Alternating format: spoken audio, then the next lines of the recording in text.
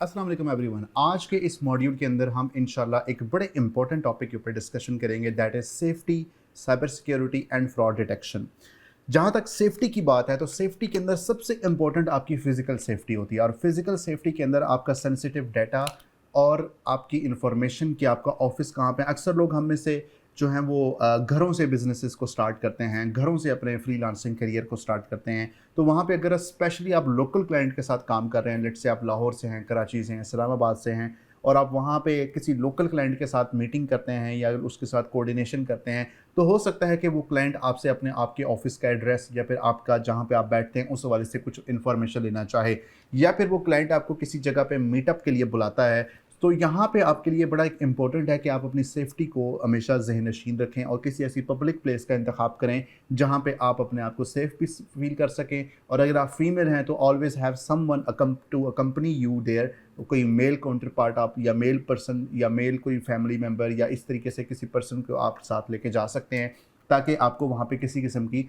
Safety के हवाले से दुश्वारी का सामना ना करना पड़े। सेफ्टी के अंदर एक और जो सबसे इंपॉर्टेंट पॉइंट है वो लिमिटेड शेयरिंग के अंदर है कि आपने अपने बारे में जो इन्फॉर्मेशन है वो इस कदर शेयर करनी है कि क्लाइंट को एटलीस्ट आपके बारे में एक इंट्रोडक्शन मिल जाए, आप दोनों के दरमियान में एक ट्रस्ट इस्टेब्लिश हो जाए। लेकिन इस कदर इन्फॉर्मेशन आपने सेंसिटिव शेयर नहीं करनी कि वो आपकी इन्फॉर्मेशन का मिसयूज़ कर सके। उसके अलावा होम एड्रेस की जहाँ तक बात आती है तो अक्सर जब आप साइन अप करते हैं डिफरेंट सर्विसेज या डिफरेंट प्रोडक्ट्स या फिर आप प्रपोजल्स बना रहे होते हैं, तो वहाँ पे कभी भी इट इज़ नॉट एडवाइजेबल कि आप अपने होम एड्रेस को वहाँ पर रिवील करें। कोशिश करें कि आप करीब ही कोई कोवर्किंग स्पेस या इस तरह की कोई स्पेस ऐसी कि जहाँ पे आप एग्जैक्ट एड्रेस देने की बजाय पोस्ट ऑफिस का एड्रेस दे सकते हैं या इस तरीके से कोई मामला कर सकते हैं ताकि एग्जैक्ट आपके घर की इंफॉर्मेशन उस ऑनलाइन डिजिटल स्पेस के अंदर रिवील ना हो। फिर हम बात करते हैं साइबर सिक्योरिटी मेजर्स के हवाले से। तो जब भी आप अपने सोशल मीडिया के ऊपर अकाउंट क्रिएट करते हैं तो यहाँ पे एक बहुत शार्प लाइन होती है, थिन लाइन होती है between your privacy and between what you want to do.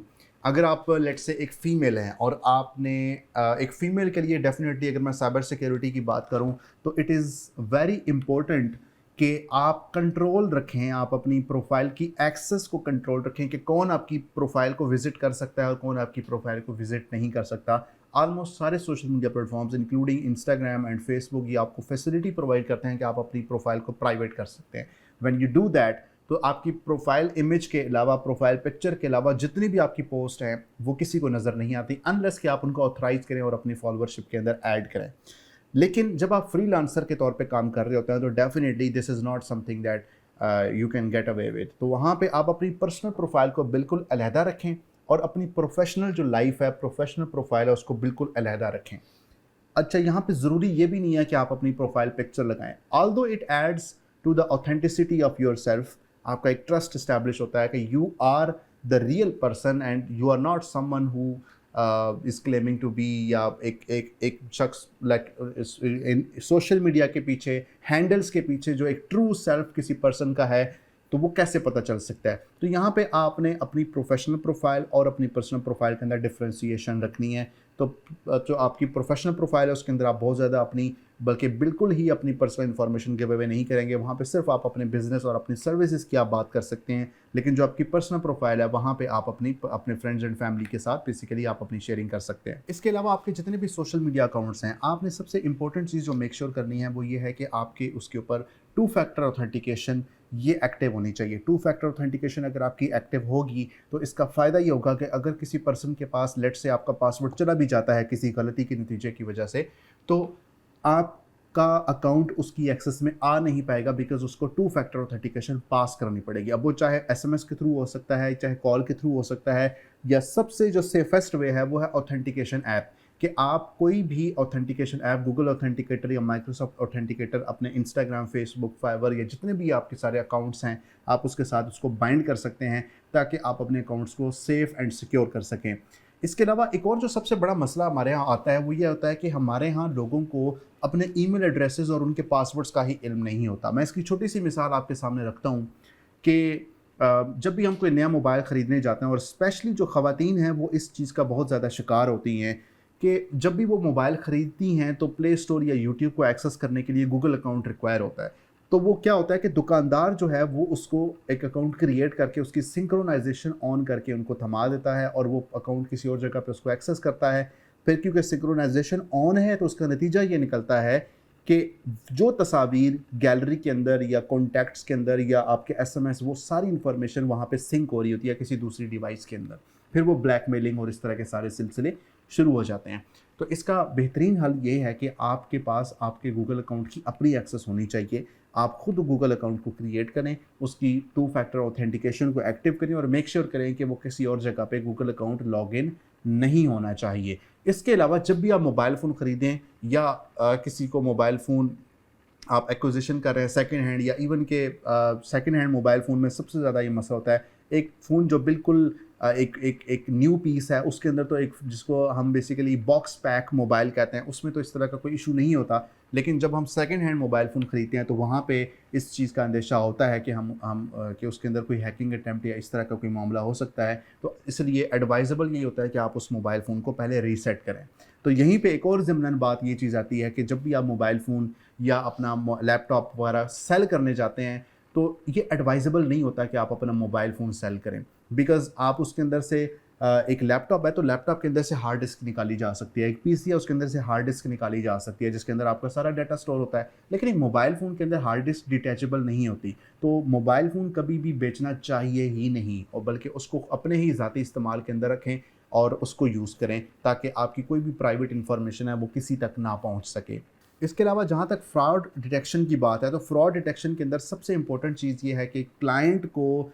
Analyse किया जाए, क्लाइंट को वेरीफाई किया जाए कि ये वाक़तन ये लेजिट ऑथेंटिक क्लाइंट है या नहीं है। अनफॉर्चुनेटली इसके ऊपर कोई बहुत ज़्यादा अवेयरनेस ऑनलाइन दुनिया के अंदर मौजूद नहीं है और बहुत ज़्यादा ऐसे क्लाइंट आते हैं कि जो too good to be true offers, हम इसको एक लफ्ज़ कहते हैं too good to be true. Like एक बंदा आता है वो कहता है कि मैं आपके फेसबुक पेज पे पोस्ट लगाने की इजाज़त चाहता हूँ, उसके इवज़ में मैं आपको $800 पे किया करूँगा एक पोस्ट का। दिस इज़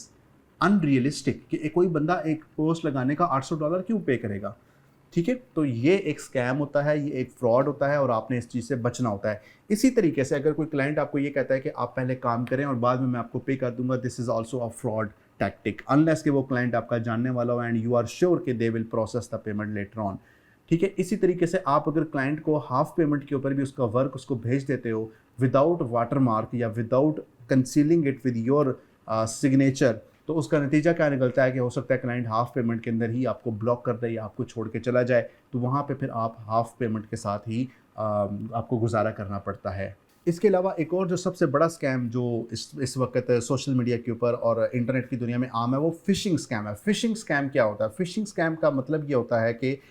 मैं फ़ेसबुक बन के आपसे रब्ता करूँगा और कहूँगा कि आपका अकाउंट ख़तरे के अंदर है और आपका अकाउंट 24 घंटे के अंदर ब्लॉक होने वाला है, तो लिहाजा आप ये फॉर्म फिल करें, अदरवाइज़ आपका अकाउंट ब्लॉक कर दिया जाएगा। ये वही चीज़ है कि जिस तरह बेनज़ीर इनकम सपोर्ट या एयरवाइल गोल्ड की स्कीम या इस तरह की जो स्कीम्स निकलती हैं, ये जो स्कैमर्स हैं जो इस तरह की टैक्टिक्स और हथकंडे अपनाते हैं, ये वही चीज़ सोशल मीडिया पे शिफ्ट होके आई हुई है कि वो गूगल या फेसबुक या आप ही के अज़ीज़ व अक़ारब बन के आपसे पैसे हथियाने की कोशिश करेंगे। तो यहाँ पे भी आपने बेसिकली कॉशियस होना है। एक चीज़ आपने हमेशा ये ज़हन में रखनी है कि कोई भी बैंकिंग एप्लीकेशन, कोई भी फाइनेंशियल बेसिकली कोई प्रोसेस करने वाले जो कोई इदारा है, वो कभी भी आपसे आपकी सेंसिटिव इन्फॉर्मेशन नहीं लेंगे। इवन दो कि कॉल स्पूफिंग आजकल के दौर में मौजूद है कि आपको कॉल आएगी मीज़ान बैंक से, आपको कॉल आएगी अलाइड बैंक से, एचबीएल से। उसका नंबर बिल्कुल वही होगा जो एचबीएल की है वेबसाइट पे लिखा है, जो मीज़ान बैंक की या एबीएल की वेबसाइट के ऊपर लिखा है, लेकिन एक्चुअल में वो नंबर वो होगा नहीं। इसको कहते हैं कॉल स्पूफिंग। वो बंदा आपको कॉल करेगा और आपसे सेंसिटिव इन्फॉर्मेशन की डिमांड करेगा और आपसे ये कहेगा, अगर आप उसके ऊपर एतराज़ करते हैं तो वो आपको कहेगा कि आप वेबसाइट पे जाकर नंबर देख लें, क्या ये वही नंबर नहीं है? तो वो आप जाके देखेंगे, आप कहेंगे हाँ वाकई नंबर तो यही है, तो आप अपनी इन्फॉर्मेशन उसको गिव अवे कर देंगे। तो ये कॉल स्पूफिंग के ज़रिए हो जाता होता है। तो कॉल स्पूफिंग के टैक्टिक के ऊपर भी आपने प्रिकॉशस मेजर्स अपने लेने हैं और इस तरह के टैक्टिक्स के ऊपर आपने कभी भी नहीं जाना। तो कभी भी सेंसिटिव इन्फॉर्मेशन आपने रिवील नहीं करनी, और अगर बैंक या इस तरह की तरफ से आपको कोई कॉल आती है तो ये बेहतर होता है कि आप ब्रांच विजिट कर लें रादर दैन कि आप कॉल के ऊपर उसको डील करें इफ़ यू आर अनश्योर कि ये एक्चुअल में बैंक की तरफ से कॉल है या नहीं है। तो जो फ्रीलांसर है उसका सारा काम डिजिटलाइजेशन के साथ होता है, डिजिटल पेमेंट्स के साथ होता है, तो इन चीज़ों के हवाले से आपको बहुत ज़्यादा विजिलेंट रहने की ज़रूरत होती है। इसके अलावा जहाँ पे फाइनेंशियल मैनेजमेंट की बात है तो यहाँ पे एक मशवरा ये होता है कि क्योंकि आजकल का दौर है कि हम हर कोई ऑनलाइन शॉपिंग करता है, फूड पैंडा पे ऑर्डर कर रहे हैं, डिफरेंट वेबसाइट्स के ऊपर हम अपना पेमेंट इन्फॉर्मेशन लगा रहे होते हैं, पेमेंट कार्ड लगा रहे होते हैं। तो जो आपकी सेविंग्स हैं, जो आपकी कुल मता है, उसको उसका अकाउंट बिल्कुल आपका टोटली सेपरेट होना चाहिए। आप डिफरेंट बैंक्स के अंदर अपने डिफरेंट अकाउंट्स ओपन करवा सकते हैं। तो एक ऐसा आपका बैंक अकाउंट होना चाहिए जिसमें सिर्फ और सिर्फ आपकी सेविंग्स होनी चाहिए, और उसका कोई भी डेबिट कार्ड या कोई इस तरह की चीज़ नहीं होनी चाहिए कि जिसको आप इंटरनेट पे यूज़ कर रहे हो। हाँ, अगर आपने ऑनलाइन परचेजिंग करनी है, आपने ऑनलाइन शॉपिंग करनी है, उसके लिए आप एक और बैंक अकाउंट ओपन करवा लें, और ज़रूरत के हिसाब से दर्जा बदर्जा जैसे जैसे आपको ज़रूरत हो वैसे वैसे आप पैसे उसमें ट्रांसफ़र करते चले जाएँ और वहाँ से आप उसकी ऑनलाइन ख़रीदारी करते रहें। तो अगर खुदा ना खास्ता आपका वो अकाउंट कॉम्प्रोमाइज़ होता भी है ऑनलाइन बैंकिंग वाला, तो जो आपकी असल अकाउंट है, जहाँ पे आपकी असल दौलत पड़ी हुई है, उसके ऊपर कोई इम्पैक्ट नहीं होगा। तो at the end of the day security के अंदर जो वीकेस्ट चेन के इसकी इस सिक्योरिटी की चेन में जो वीकेस्ट एलिमेंट है वो हम इंसान खुद होते हैं। हम इंसान ही गलतियां करते हैं और जिसकी वजह से बेसिकली सिक्योरिटी का एक लीक होता है। तो जितने भी ये प्लेटफॉर्म्स हैं, जितनी भी ये टेक्नोलॉजीज़ हैं, ये इनके सिक्योरिटी मेजर्स बहुत ज़्यादा होते हैं, लेकिन at the end of the day हम इंसानों को मैनिपुलेट करके हमसे वो सेंसिटिव इन्फॉर्मेशन ले ली जाती है और उसका फिर मिस यूज़ किया जाता है। तो always be vigilant, always be very cautious, be very careful कि आप किस पर्सन को कौन सी इन्फॉर्मेशन अपनी दे रहे हैं, ताकि आप हमेशा इन स्कैम से एटलीस्ट अपने आप को बचा सकें।